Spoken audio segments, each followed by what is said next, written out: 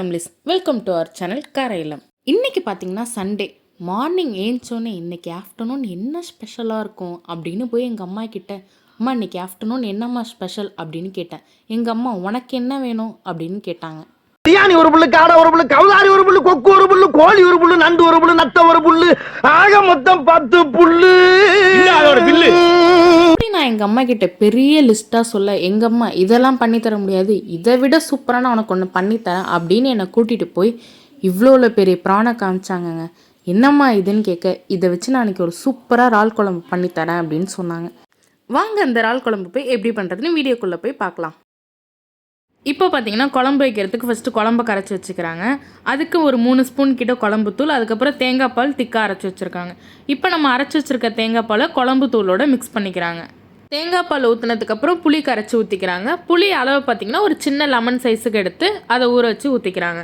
குழம்ப கரைச்சி வச்சாச்சு. இன்றைக்கி பார்த்திங்கன்னா சூப்பராக மண் சட்டியில் தான் இன்றைக்கி குழம்பு வைக்க போகிறாங்க.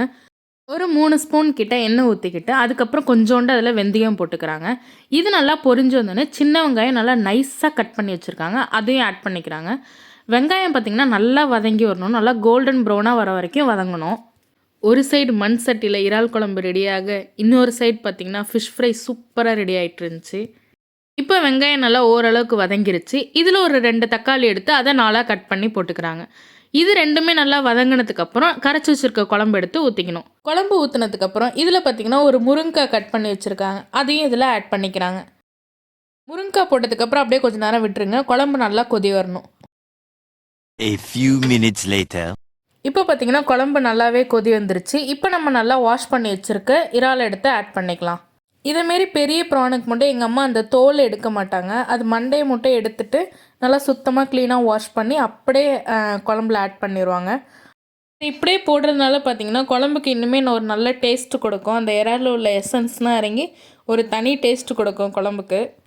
இறால் போட்டதுக்கப்புறம் நம்ம ரொம்ப நேரம் அடுப்பில் வைக்கக்கூடாது. பார்த்திங்கன்னா அந்த இறாலில் உள்ள சாஃப்ட்னஸ்னால் போய்டும், அழுத்தம் கொடுத்துரும். ஸோ ஒரு 10 நிமிஷம் கிட்ட இருந்தால் போதும். இப்போ பார்த்திங்கன்னா நம்ம இறால் குழம்பு சூப்பராக ரெடி ஆகிடுச்சு, நல்லா கம்ம கம்முன்னு. வாங்க எப்படி இருக்குன்னு டேஸ்ட் பார்த்துடலாம்.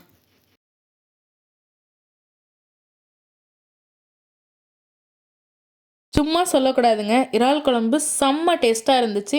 நீங்களும் உங்கள் வீட்டில் கண்டிப்பாக ட்ரை பண்ணி பாருங்கள். மறக்காமல் உங்கள் வீட்டில் சண்டே என்ன ஸ்பெஷல்னு எனக்கு கமெண்ட்டில் சொல்லுங்கள். உங்களுக்கு இந்த வீடியோ பிடிச்சிருந்தா நம்ம சேனலை லைக் அண்ட் ஷேர் பண்ணிட்டு சப்ஸ்கிரைப் பண்ணிக்கோங்க.